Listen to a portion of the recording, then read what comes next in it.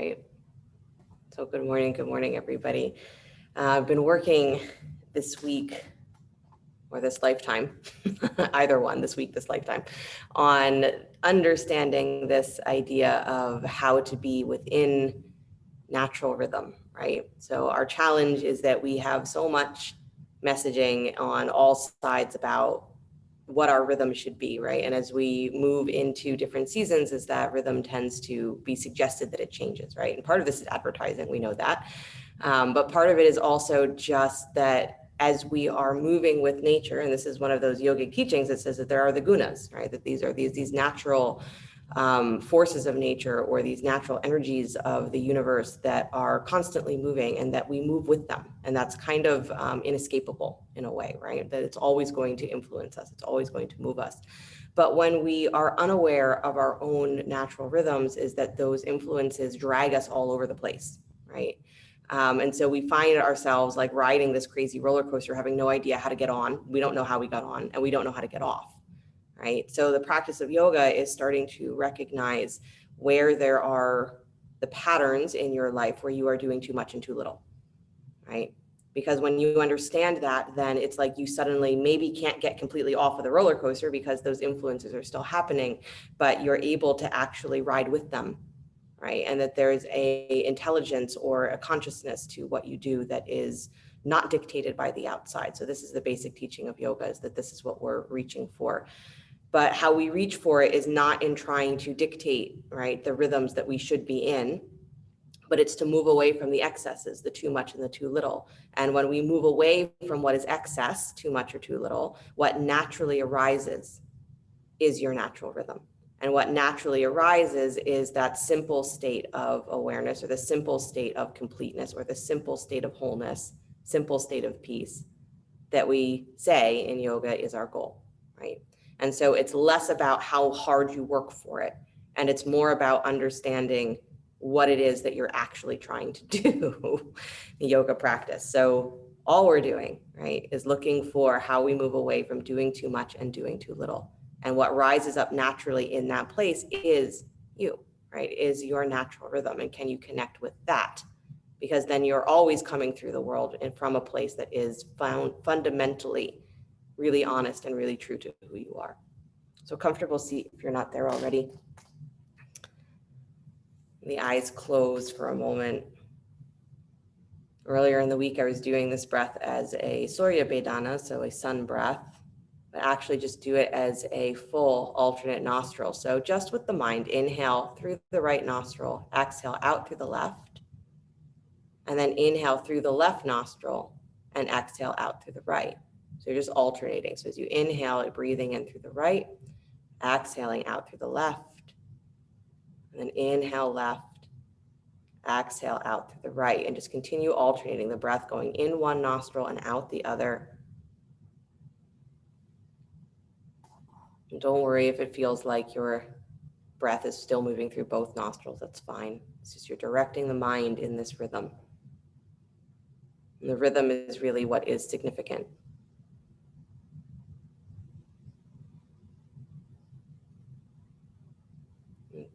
Concept that we can align ourselves with a larger rhythm, a larger pattern, a cosmic rhythm.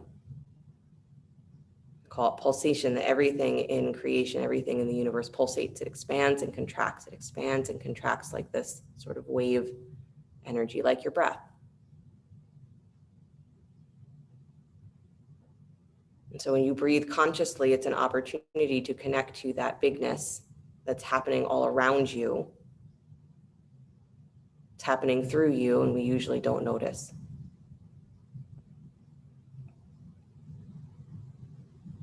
In through one nostril, out through the other.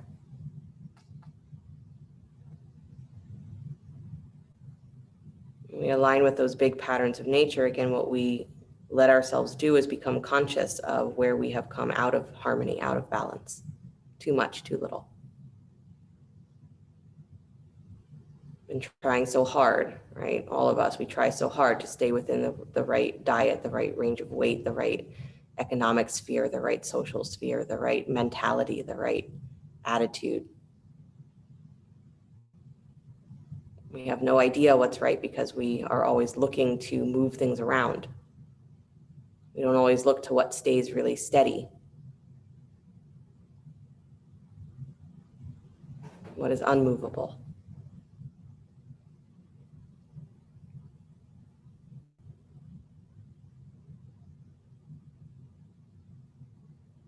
Just a couple to the other.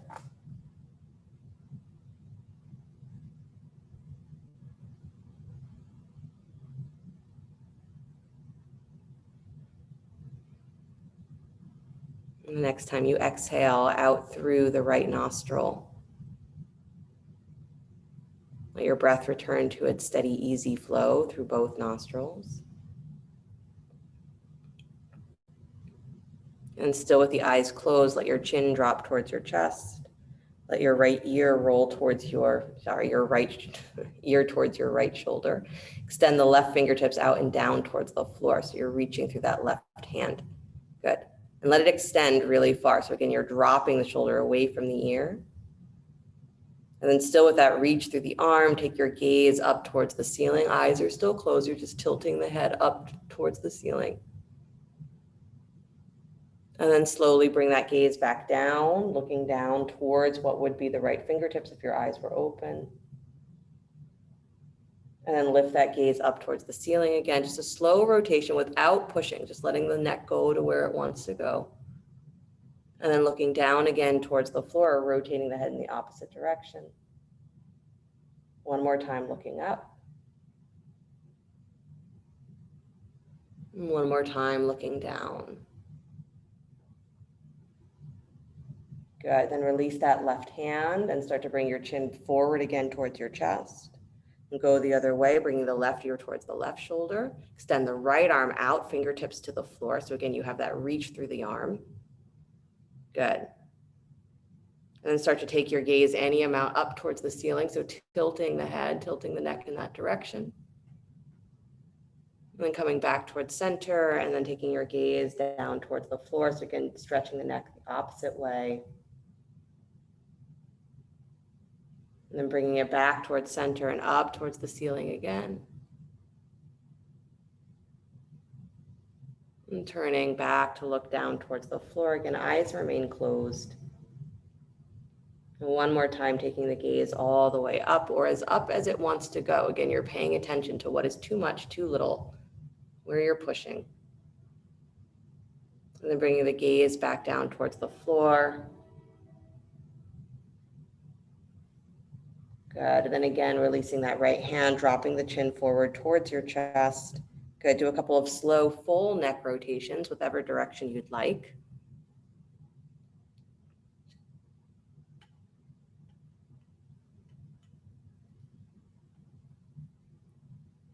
Good.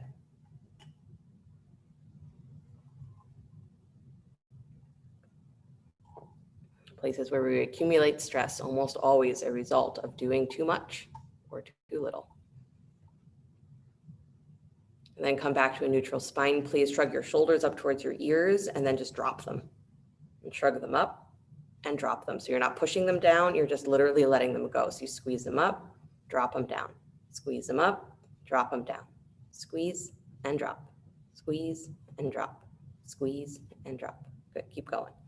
So you're just squeezing the shoulders up. You're not squeezing them back. You're not rotating at all. You're just squeezing up, dropping, squeezing up, dropping. Good, keep going.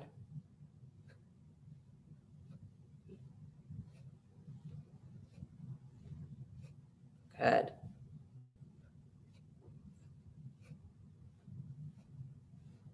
Good, last time, squeeze up, hold, and then drop. Nice, and then do a couple of neck rolls in the other direction. Whatever direction you chose the first time, do the opposite.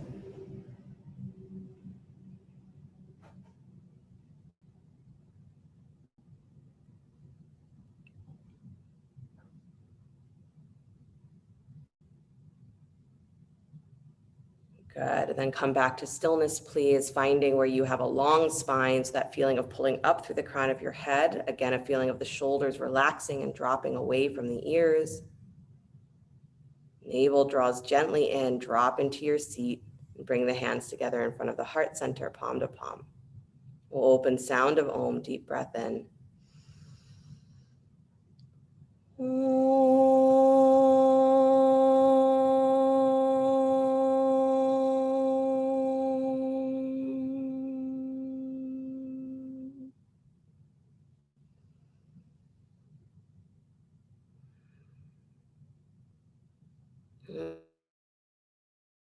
The eyes float open. Nice, you guys. You can release your hands, please. Come forward to hands and knees.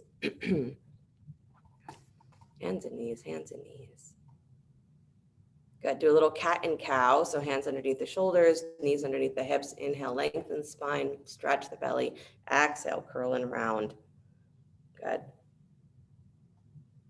Again, trying to maintain the feeling that your breath and your movement are moving with each other, that it's not one then the other, but that as long as you are moving, you are inhaling. As long as you're inhaling, you are moving. As long as you're exhaling, you are moving. Good. This is sort of the thing with the gunas, is that they're described as that energy of constant motion, right? Rajas, the constant motion, whether it has direction or not. Tamas, inertia, where there is that tendency towards no motion. And then sattva, which is where there is a combining of the two, where there's balance, harmony between the two. So you don't recognize one or the other because they're both just operating. We're always moving through these three states, or these three influences are always moving through our lives constantly. No break.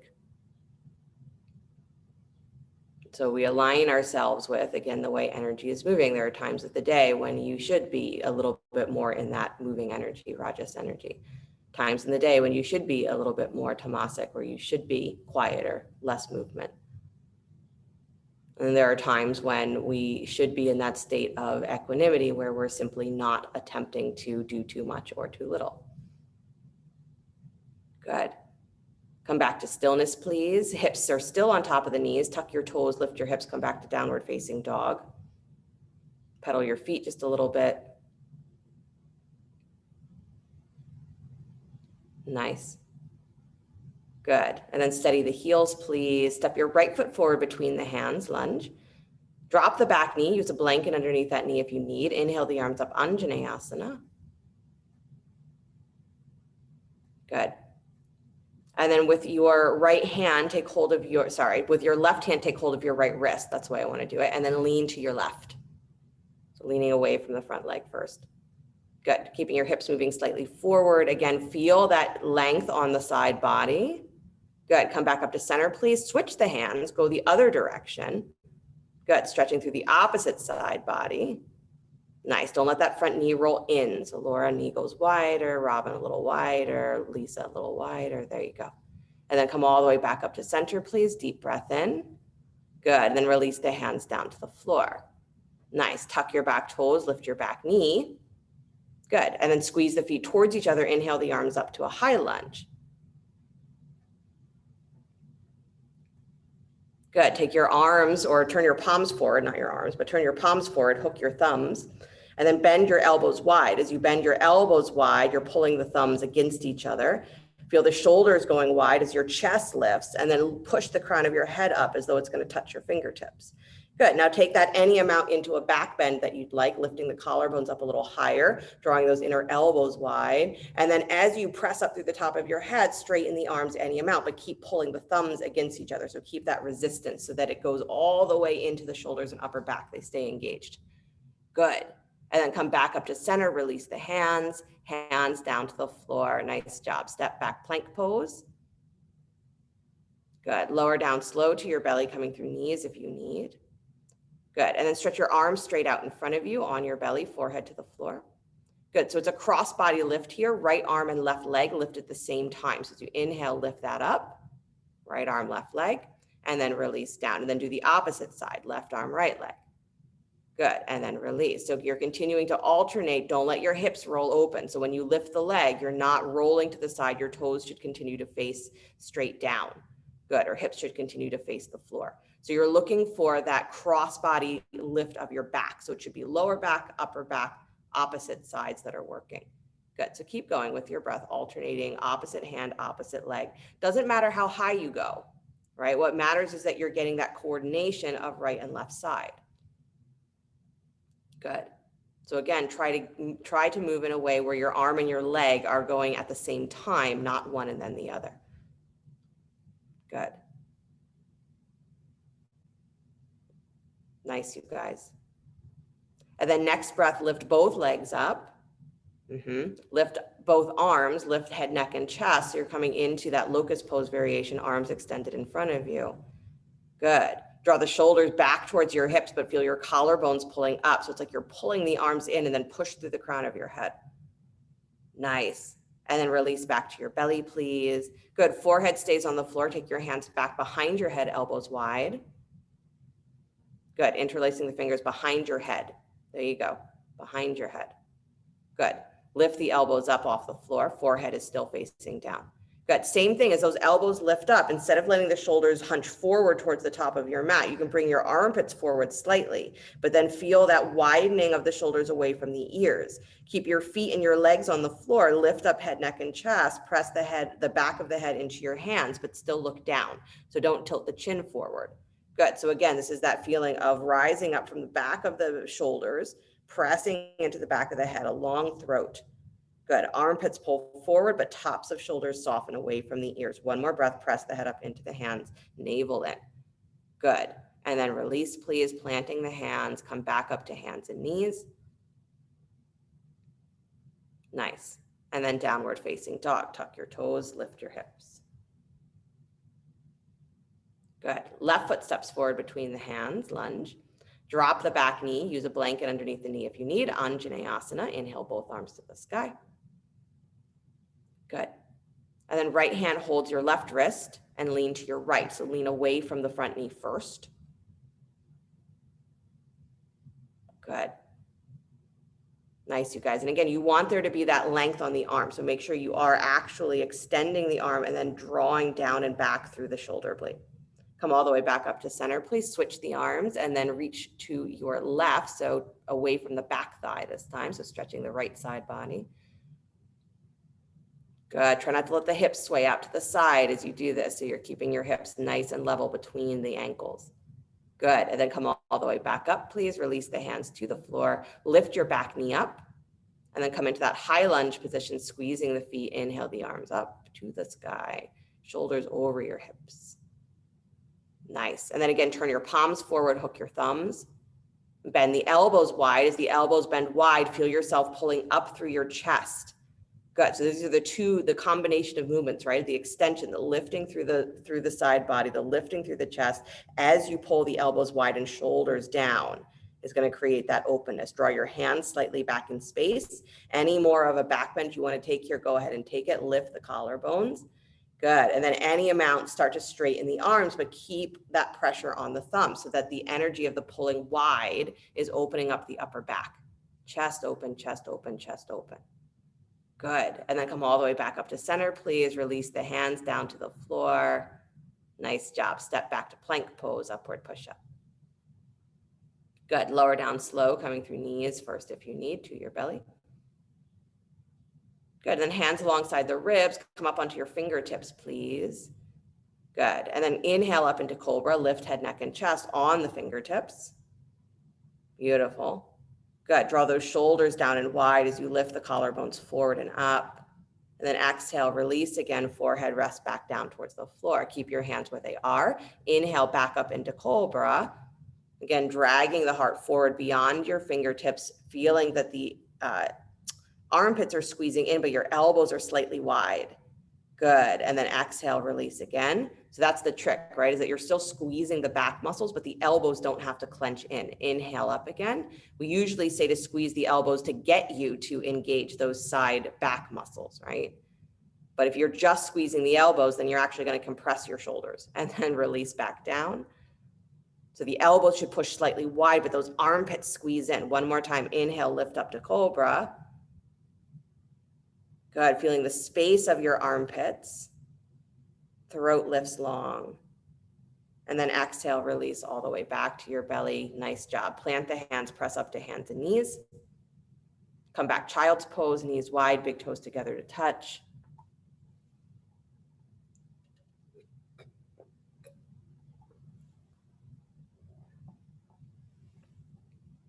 Good. One more deep breath, breathing through the wideness of your back. And then bring yourself back up onto hands and knees, please, and come back to downward facing dog. Tuck the toes, lift the hips. Good. Right leg comes up and back behind you, down dog split. Extend out through that heel, then step that foot forward between the hands, lunge. Take the back heel to the floor, baby toe parallels back of your mat. Warrior two, shoulders come over the hips, arms are wide. Good. Watch that front knee that it points towards the second or third toe. So you're actually rotating that thigh slightly wide. Good. And then keep the pelvis where it is. Take your right arm in front of your left in front of your chest. So wrap the arms for eagle arms in your warrior two. So the arms just wrap straight in front of the chest. Shoulders are still facing to the side. Front knee is pointing towards second or third toe. Good. So you're drawing those forearms together. Again, shoulders draw down and away from the ears. Nice. Do a little circling with your elbows, whatever direction you'd like. Good. Letting that front knee stay over the ankle, so you're letting the thighs really just rest in that deep lunge. I know that sounds counterintuitive that you're resting in a deep lunge, but there you are. Good. Staying steady. Nice. Lift the elbows just a little bit, please. Come to stillness, but lift. Nice. And then as you unwind the arms, stretch the arms back out to that warrior two position, straight out from the shoulders, and then hug the arms in. So it's like you're squeezing everything towards the back of your heart, and then draw out through your fingertips. So pull the shoulders wide away from your ears. So you're squeezing in from the lower part of your armpits, but pressing out through the top ridge of the shoulders. Nice. Straighten the front thigh, please, without changing the arms at all. Extend out for triangle. Right rib cage extends. Reach out through that right arm, and then let that right hand touch down, left arm to the sky. Good. And right hand can be on the floor, a block, your leg, your dog, furniture, whatever you want. Good. Keep that sensation of really reaching through the fingertips, but hugging the lower armpits or hugging the shoulder blades towards the center of the back. Good. And then again, take your gaze down towards the floor, still in triangle, but turn your gaze down towards towards your right fingertips. Good. And then come back to center, look up any amount that you'd like to. And then bring your gaze to center, to neutral, where you're neither looking up or down, and just pressing through the top of your head. Good. Bend the right knee, please release the hands down to the floor. Good job. Spin your back heel up, drop that knee. Come back to Anjaneyasana, using a blanket underneath the knee if you need, both arms to the sky. Good. Take your hands back behind you, interlace your fingers at your low spine this time. Shoulders draw up, armpits draw up. Good. And then again, you're getting wide through the chest, lifting through the crown of your head. Start to extend those arms towards straight any amount, and then lift your chest up towards the sky. Good. And draw those clasped hands towards your back heel. So again, any amount that happens is great. Good. Really nice, Robin. Laura, just watch that front knee. It's falling in a lot. Push it wide. Excellent, you guys. Come all the way back up. Release the hands. Good. Hands down to the floor. Lift your back knee. Come back, down dog split. Take that right leg up and back behind you. Good. Bend the knee, kick your heel in towards your butt. Stack the right hip on top of the left. Do a little circling with that knee. So again, move, move, move.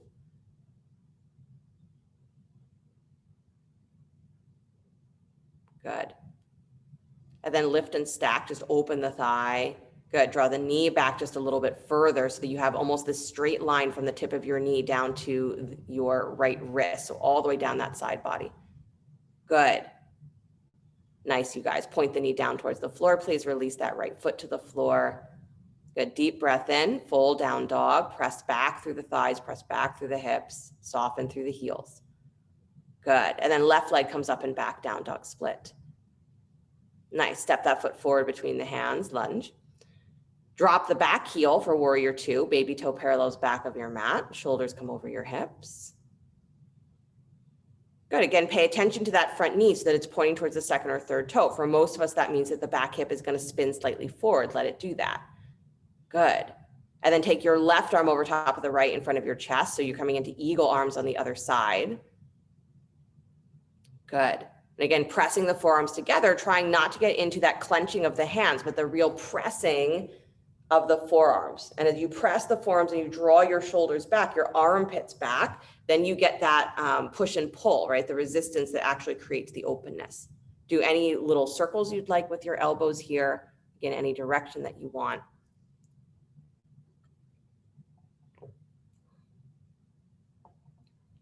Good. And it's lovely when we do a practice, we know where we're tight, and we know where our issues are, and we focus on it while we're practicing. And then we go back to our life exactly the same way that we did before that got us into that mess. So start to contemplate, right? What got you here? What are the things, the patterns of too much, too little that got you to this state? Is it too much on your phone? Is it too much driving? Is it too much lifting, carrying? Is it too little actual movement? Because both are equally problematic. Good. Come back to stillness. Lift the elbows just for a breath. Yeah. And then as you let the arms go, extend them out wide again to warrior two.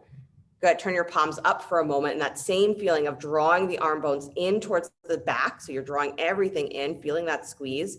Tuck your ribs back and in, soften through your seat. Good. And then as you turn your palms back down, reach out through the top ridge of your shoulders. Good. Excellent, you guys. And then start to straighten the front thigh. Don't change the arms. And then extend out through that left rib cage, keeping the arms squeezing in. So as you extend out, it's from your ribs. It's not pulling the arm out of the socket. And then let that left hand touch down. Right arm finds the sky. Where it finds its alignment, right? Wrist to wrist. Right arm stacked on top of left. Good. Nice, you guys. Right, our practice is, I've been joking and calling it just rearranging furniture, right? Your physical practices, you're rearranging the furniture until you can figure out where it is that you keep putting things that is too much or too little. You keep orienting things in a way where you're doing too much or doing too little. But if we just keep rearranging the furniture, thinking that that's the answer, is that we'll just keep rearranging the furniture. We'll never be satisfied with it. So there's a natural rhythm that is, you could say, the floor. There's a natural rhythm that is flowing through that if we're aware of it, we know where to place this, where to place that, how to move about our day, our life. Take your gaze down towards the floor, please, still in triangle, but bringing the gaze down so again, stretching the neck. And then look up any amount that you'd like to, so turning the gaze in the opposite direction. Good, and then look straight forward, neither up or down, but just finding that neutral place of your neck, dropping the chin, drawing your ribs back and in, push through the crown of your head, like it moves away from your tail. Nice, Harriet. Good, Lisa. And then bend that left knee again, please. Release the hands down to the floor. Good, spin your back heel up, drop the right knee. So coming back to Anjaneyasana, inhale both arms to the sky. And then you can either come back here to where you had your hands interlaced at your low back and do that stretch again, or you can bring the hands back behind the head if having the hands back behind you felt like a little bit too intense or a little bit too squeezing on the shoulders, too short, too compressed, hands behind the head. And same sort of feeling, right? Hug the elbows slightly forward, press the head back into the hands, and then lift the chest nice and high, dropping the head back into the hands. Good. Keep the weight of your pelvis moving forward. Press through that front heel, navel in. Nice. Then once you found that position, go ahead and let your arms drop alongside you. So you don't have to interlace the fingers, but let your arms drop down, fingers towards the floor. Turn your palms to face forward. And then as though you are pressing backwards against heavy air, press your hands back. Good. So it's like you're trying to take that same stretch that you were doing before, but you're not going to clasp the hands. Let your hands go wide, but push back. Good. Push back, push back, push back through the arms. That's it. And then slowly release, come all the way back up to center, release the hands down to the floor. Good, lift the back knee and then take your left leg up and back behind you to down dog split. Good, bend the knee, kick your heel in towards your butt, stack the left hip on top of the right, and then move that hip in circles, big circles, little circles. Any kind of circle. Good, but you want to get that rotation of the thigh bone and the hip. So don't just move the knee so that it moves the hip. Nice, Robin. Good, and then lift and stack, please, taking that hip on top of the left, on top of the right, and then moving that knee slightly back. So again, you're getting that stretch through the thigh muscle, through the quad. Good, and then point that knee down towards the floor, please. Release the foot down to the floor. Nice job. Down dog, deep breath in. Find the balance between the feet, between the hands. Good. And then exhale, knees down to the floor. Good. Keep your knees underneath your hips. Walk your hands forward. So it's like you're in a modified downward facing dog. So your arms are extended. Hands can be a little wider if you'd like. Keep the hips on top of the knees and start to cat-cow with your spine in this extended position. Good. So you're inhaling, lifting the chest up between the shoulders, exhaling, curling and rounding. Nice. Paying attention to how much you try to make this motion happen through your neck, as opposed to trying to make it happen through the movement of the shoulders on your back. Right? So there should be a sliding of the shoulder blades on your back. If that's not possible, then keep your movements a little bit smaller so that you can really feel the lift of your chest and your sacrum being what's causing the action and not your head flipping up and down. Because even there, if the shoulders aren't ready to go, but you keep insisting by lifting your head, by lifting your neck, that's going to create strain on your neck. Right? Moving the furniture. Good. So we're paying attention to instead that integration of the arm bones into the shoulders, the slide of the shoulder blades on your back, or the lack of slide of shoulder blades on your back. Because if they're not moving a lot, that's okay. Just there's tightness in your upper back, not a problem. But work with that. Right? Experience whatever the limitations are. This is what I like about the concept of tamas, is that inertia or feeling of where there's nothing that's moving is that you can work with that. There's a steadiness to that. But when we try to deny it or get away from it, then it becomes part of our problem. Same thing with any influence in your life. One more breath, inhaling, lifting and lengthening. Exhaling, rounding. Good. And then come to stillness, please. Let your knees go wide. Walk your hips back to your heels. Child's pose. Bend your elbows wide. Make a little pillow with your hands. Rest your forehead on your hands. Good. And as you press through the forearms, again, you have the chance to breathe a little wider into the space of your upper back. Feel the connection of the armpits to the upper back, to the chest.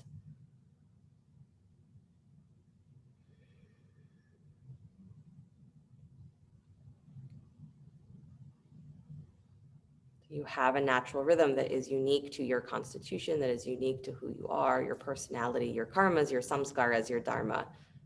So we say. That rhythm doesn't belong to anybody else. So the more you try to dictate that it should be this way or should be that way, and you try to make yourself fit into it, is again, you're creating possibly more work for yourself. So our yoga practice is about making less work for ourselves by paying attention to where we already do too much and where we do too little.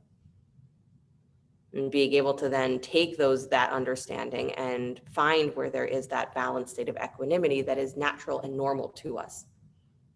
And it might be that your equanimity is a little bit more active and someone else's equanimity is a little bit more inactive. Move slower. It doesn't make it less of an equanimity. It means that it is the natural rhythm for your system, for your body, your mind. Even that concept of sattva, of there being balance, is there's not balance that is ubiquitous to everyone, that everyone will look the same when they're balanced. But it's a state where you are not doing too much or too little. Good. Walk yourself back up onto hands and knees, please. Take your hands all the way back up so you can take your hands to your hips. Extend your right leg out wide to the right, so gate pose. So hands to the hips, right leg extends. And then take your arms out wide. Good. Slide the right hand down the right leg. Left arm comes over the ear. Side stretch. I almost said side angle, and that's wrong. Side stretch. Good.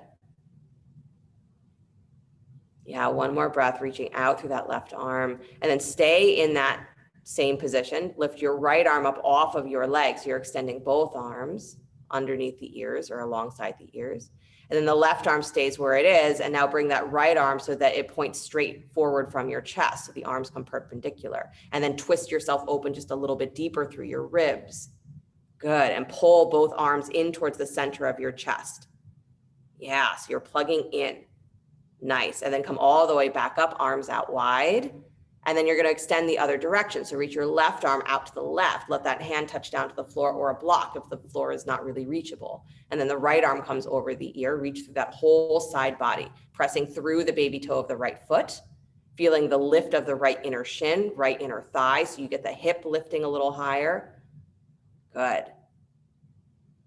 Nice, you guys. And then bring yourself all the way back up to center, please. Beautiful. And then switch sides. Right knee comes underneath the right hip. Extend your left leg out to the left. Good. Heel should be in line with the opposite knee. So again, you're checking that your hip points are pretty much in the same line with each other. You shouldn't have a tilt forward or back. Good. Arms wide. And then take the left arm down the left thigh or down the left leg. Right arm comes over the ear. Stretch. Nice. And that stretch, you hopefully will feel it all the way through the outer edge of that right thigh. So the leg that's holding you. So you're actually lifting up through the hip point as much as you are reaching through the side body. Good.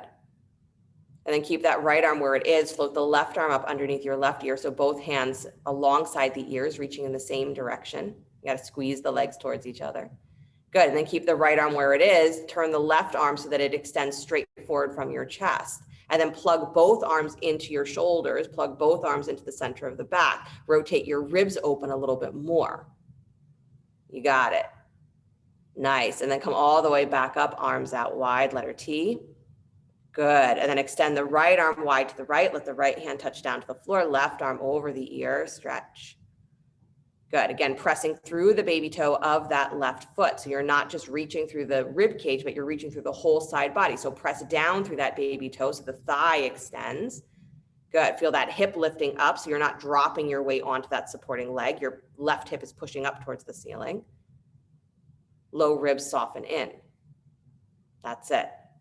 Really nice. And then come all the way back up to center, please. Good. And then release back to hands and knees. Knees come back to the floor. Hands come back to the floor. Downward facing dog. Good. Right leg comes up and back behind you. Down dog split. Please bring that knee forward and wide for pigeon pose. Right knee goes towards your right wrist. Good. Placing the shin, sliding that left leg back, making sure your hips continue to face straight ahead. Good. And then once you found your position, go ahead and walk yourself forward, resting on your forearms, blocks, whatever you'd like. Optional, of course, is if you are coming pretty low to the floor and you want to come up on the tips of your elbows and maybe bring the hands up into prayer behind your head, you can certainly do that. Good. If you have blocks and you want to do that same position with blocks underneath your elbows, you could certainly do that. That's a pretty good stretch for the shoulders and arms. If doing that requires you to run to a different room to get blocks, stay where you are. Good. Again, if you have your hands above you, it's the tips of your elbows on the floor. So you're not resting the full length of your upper arms as you're actually trying to get that lift up. Nice.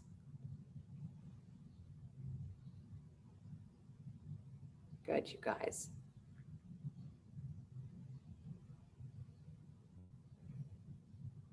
Finding the natural rhythms is like realizing that it's not by your energy that the sun rises and sets, or it's not by your direction that things move the way that they move. This is the beauty of the gunas, right? Is that there are these patterns, these influences that we do not have to be in charge of. This is so much of our practice, is realizing what you are not in charge of, because your mind is convinced that it's in charge of everything. And it should somehow be able to influence or control everything when that's never been its ability. It's never been its job. Right? In the Yoga Sutras, it says that we can get to a point where we rise above the influence of the gunas, of these natural forces. And so we think like, oh, if I can just control my mind enough, then I'll be able to not have these things affect me. And that's not what it means. Right? Your mind is not going to overpower nature. Sorry. But it does mean that we can have such a state of understanding and awareness of what we are not in control of and how those forces move already in us, that we're not being thrown about by them anymore, but we have an understanding of what it means to do too much and do too little. So those forces start to become a guide of when to be active, when to relax, when to let go. And it coincides more and more with what is our natural rhythm, that is who we are, and how we naturally feel about ourselves, how we naturally understand ourselves. That awareness is one that when we really know who we are, we're not disturbed by things moving a little faster, a little slower. because we have a sense of our own inner rhythm. But until you know what that rhythm is and you're always just running to keep pace, then it feels like the world is telling you who you have to be, right? I don't think I'm alone in that. Take one more breath and then start to walk yourself back up, please, up onto your hands. Sit onto that right thigh, swing your left leg around so you can stack your left thigh on top of your right Gomukhasana so the knees come in line with each other, feet wide. You can use any sort of props that you need underneath your seat. Gomukhasana, left thigh on top of right. So the knees should be on top of each other. There you go, Lisa. Good. And again, ideally we say you can feel both sit bones on the ground. Maybe you can't feel them equally or perfectly, but try to feel both of them. Good. And then walk your right arm out wide to the right. Take your left arm over your ear, side body stretch. So right hand walks out to the right. You can bend that elbow, dropping down to the forearm in some cases, if that's available, taking the left arm over the ear. There you go.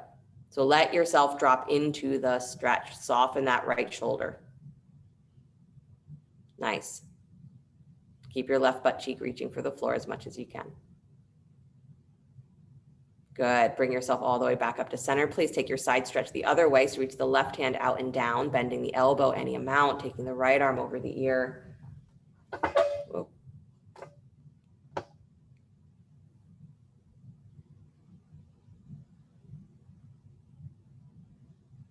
Good. And then come back up to center, please. And then for a breath, take your fingertips back behind you, press into your hands, lift your chest up, lean slightly back. So you get that stretch through the upper chest. And at the same time that you're lifting your chest, press your groins down to the floor, press your sit bones down to the floor. Good. So you don't get to trade the lower body stretch for the upper body stretch as you're lifting your chest, but pushing down through your seat. Nice. Good. And then either stay there or go ahead and come up and come forward into a forward fold. So if you know forward folding this position does not work for you, stay lifted. But if you can, walk yourself forward. Keep your feet flexed as you come forward.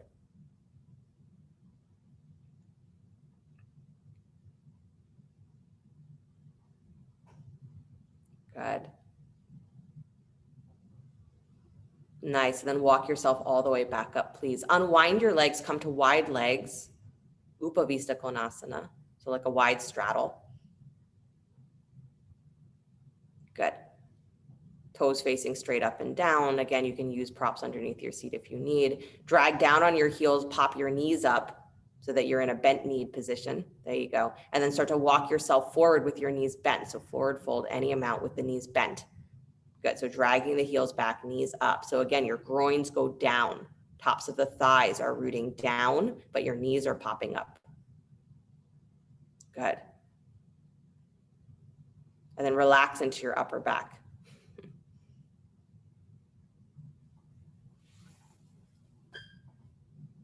Your natural rhythm is one that you will not dictate, that you don't dictate. But it's what rises up when we are already becoming skillful at recognizing when we do too much and when we do too little. And then accepting that that pattern, right, accepting that that way of being is what is most natural to us as we get to relax into who we are instead of worrying about, am I the person I'm supposed to be? Is everyone else going to understand? Probably not. This is where the yogis say that when you do this sort of practices, you always become a little bit of an outlier because you know yourself and you're no longer trying to be the way the world is suggesting. But you become like that little, moment in the current where when you are really in that clarity as everything else starts to work around you. Clarity starts to expand all around you. Good. Walk yourself all the way back up. Nice. And then go ahead and bend both knees, cross the ankles, roll forward onto hands and knees. So find your way back into downward facing dog. Some convoluted way.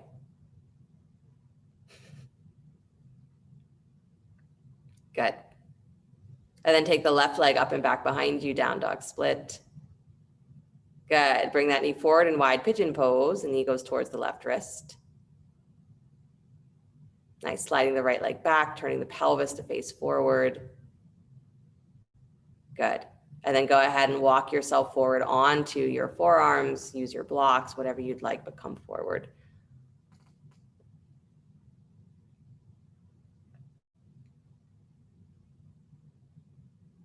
So it is great to recognize if you have a natural tendency towards a rajasic state of mind. That means overactive. Can't stop thinking. Mind is always racing, always running, always jumping from one thing to another. It's got 1,000 lists, 1,000 things to do, wants to do all of them yesterday. Tendency towards anxiety, tendency towards probably criticism, overachievement, perfectionism. These are all things that are typically associated with being overly rajasic. Not a problem if this is part of your nature, but when it is too much, makes you miserable, creates unhappiness. The same things if you have a tendency towards being tamasic.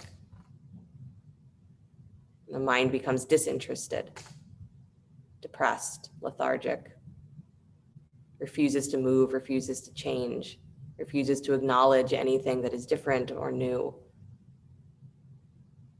avoids, and call that extremely tamasic, is where there is avoidance.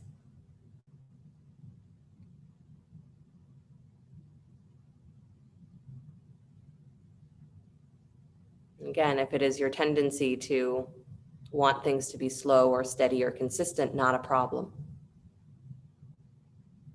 But when it is too much, makes you miserable. So recognizing where your tendencies are, as that's where you start, and realize that the tendency is not the problem, it's the excess. The excess or the deficiency that is the issue. So you don't try to get rid of that tamasic nature, but you give yourself opportunities to work with it. You don't try to get rid of the rajasicness of your mind, but you give yourself opportunities to work with it. Find where there is a method of being that way that does not create excessive unhappiness. That you know that you need a little bit more of something to slow you down, a little bit more consistency, a little bit more letting go, or a little bit more of get up and go.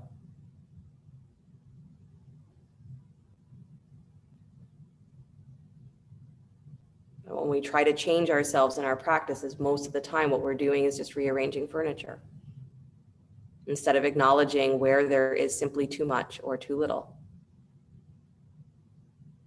Instead of acknowledging what is innately whole about us, we start to get into that feeling of there's always something wrong, I have to fix it. So stop fixing yourself. The wholeness, the purity, the perfection, yoga calls it, rises up into that space where there is not too much and not too little. Walk yourself all the way back up onto your hands, please.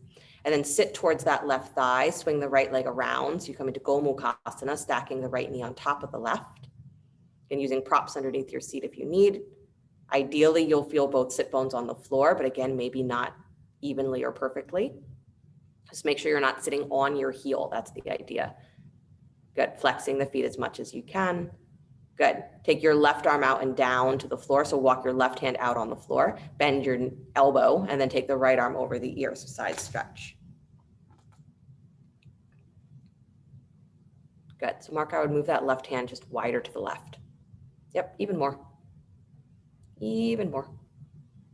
Even more. There you go. Yep. If you haven't fallen over yet, you're not far enough. That's it. There you go. There's your full body. Good. And then walk yourself all the way back up. Go the other way. So take the right hand down and wide, bending the elbow, reaching the left arm over the ear. Yeah, and you have to really give yourself space here. This is what we do, right? Is we try to stay within this comfortable place of sensation that we think is going to be manageable. Go to your edge. So walk that right arm out further and then start to bend the elbow. Even if it can't reach the floor, that's okay. But find that feeling of really getting into the spaces of your left side ribs, of your outer hip. Good. If you don't go far enough, you'll never feel that. Or you'll feel it, but in a much less way, a much more restricted way. Good. Come all the way back up to center, please. And then take your hands back behind you again, hands as wide as they need to be. On your fingertips, lift your chest up. As you lift your chest up and lean slightly back, find the back bend, and then press down through your seat. Draw your groins down. Low belly is going to soften in to support the low back, but press down into your seat as you lift your chest. Good. And a long throat. You can let the head drop back, but don't drop it back with no awareness. Good. And then either stay here or come up to center and find a forward fold, if that's available, walking the hands forward, keeping your feet flexed. And again, it's not always available to walk forward in this pose. So if that's the truth for you, then stay upright.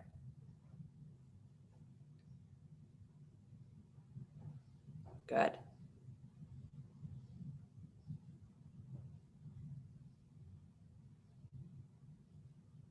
Nice, you guys. And then slowly release, unwinding, coming back up. Unwind the legs, take your legs out wide again. Upavista Konasana, wide legs, straddle. Good. And then digging your heels down again, that same idea of feeling the softness behind your knees. You don't have to take them as high this time, but I want you to still keep your heels anchored to the floor. Start to walk yourself forward again, forward fold. And if it's available, if you can come reasonably low enough where you can reach your right hand to your right ankle, your left hand to your left ankle, so same hand, same foot, just reach your hands wide. Good. Onto the feet, onto the legs. Yeah.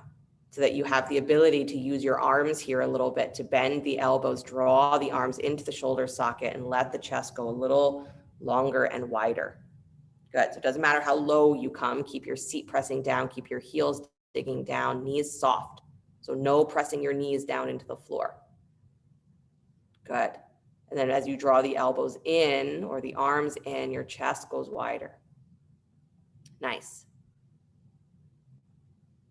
Good. And then release that, come all the way back up. Nice job. Take the legs back together, please. And then find your way onto your back, bending your knees.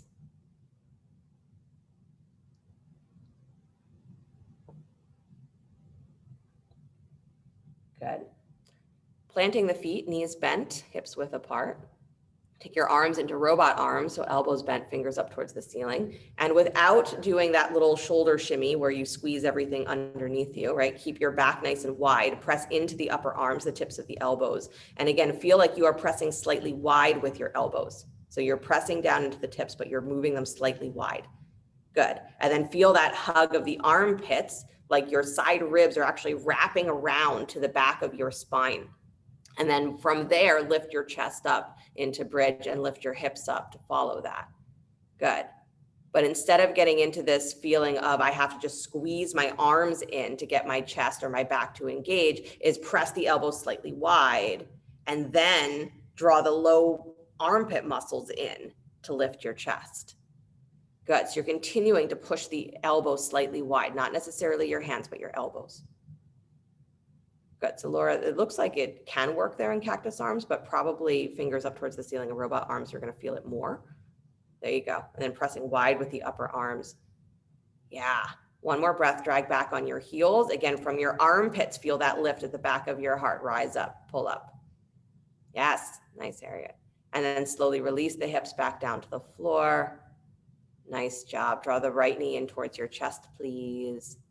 Good. Take the left leg down to the floor or extend down to the floor. Come into spinal twist. Right knee comes across the body. Left arm goes wide or over the ear.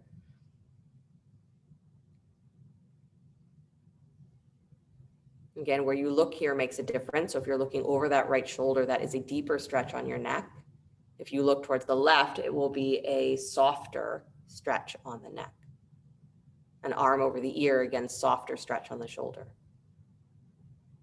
Good. Come back to center, please. Hugging that right knee in towards the chest. Squeeze it in. And then lift your shoulders up like you're going to bring your forehead up to your knee. So curl, squeeze. Draw your shoulders away from your ear as you squeeze that knee in. Good. And then release the shoulders, please. Extend the right leg back down to the floor. Pull your left knee in. Come into spinal twist. Knee across the body over to the right. Extend the left arm out to the out wide or over the ear.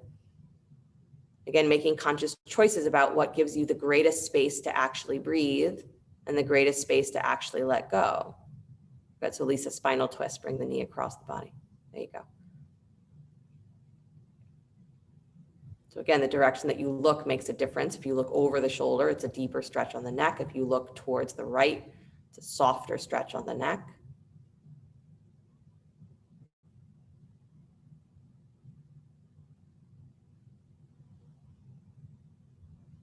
Good. Bring yourself back to center, please. Hugging the left knee in straight towards the chest. Lift head, neck, and chest. So again, like you're bringing your forehead up to meet that knee as you squeeze in. So abdominals engaged, drop the shoulders away from the ears. Good. Keep your heel in line with your hip. So move that knee slightly wide. That's it. Good. And then release the upper back, please. Nice job. Stretch the left leg down towards the floor. Extend both arms up overhead. Full body stretch, reach. Good. Pressing out through your heels or flexing or pointing the toes, doesn't matter to me, but stretch out through the legs, stretch out through the arms. Draw that rib cage down and wide.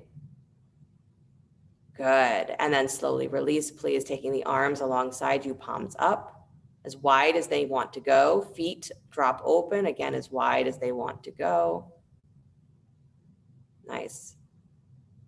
The suggestion in Shavasana is to take up a lot of space so that you don't feel necessarily your limbs touching your side body. So move everything wider. Yeah. And then fill the body with breath. You tune in again to that natural cosmic rhythm or the big breath. You say that it's not just you breathing, but you are being breathed. Your inhale comes from a source unknown. And your exhale leaves to return to that same source. You find the natural rhythm of your breath, your natural connection to that bigness, and we call that equanimity. We call that enlightenment. We call that yoga, union. Little me is united with cosmic big me. That's not something that my mind can define or needs to define. It's simply felt.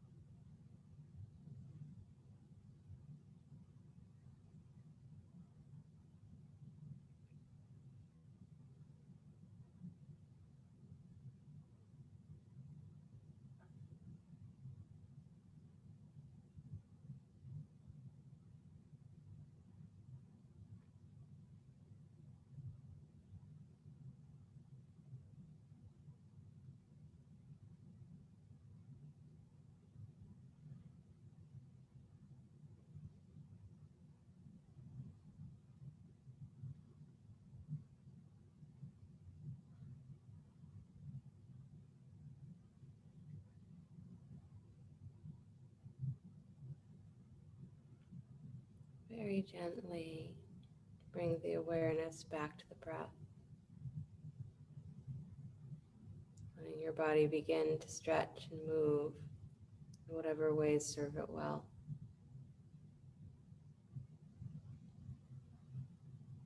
And as you're ready, draw your knees in towards your chest. Roll to your right side. And take a moment before you begin to push the floor away. Come back to an upright seated position.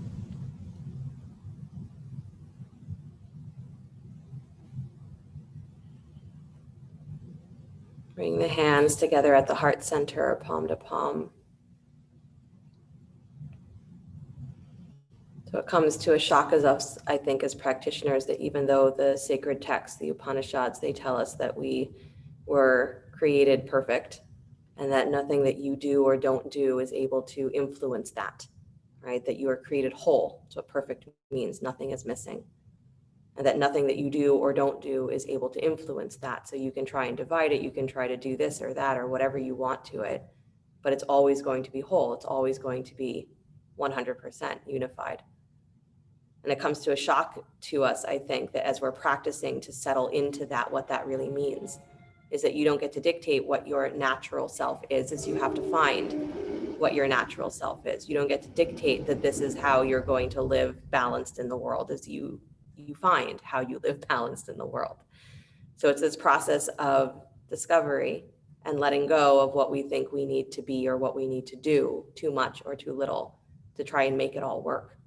Is that it's already working. It's already doing what it's going to do. So all there is for you is to stop rearranging the furniture and start paying attention to where you're living in a way that is too much or too little, where you're living in a way trying to be someone you think you're supposed to be instead of acknowledging who you are. So it's way less work than we think it's supposed to be, and that's where we get confused. It's less work in doing, it's more work in feeling, more experience. So breathe yourself as big as you can. Reach for those big rhythms, those cosmic rhythms that you don't get to decide on, but that lead you to understand what your natural state is. And it will rise up on its own. That's just the truth. We'll close with the sound of Om. Deep breath in.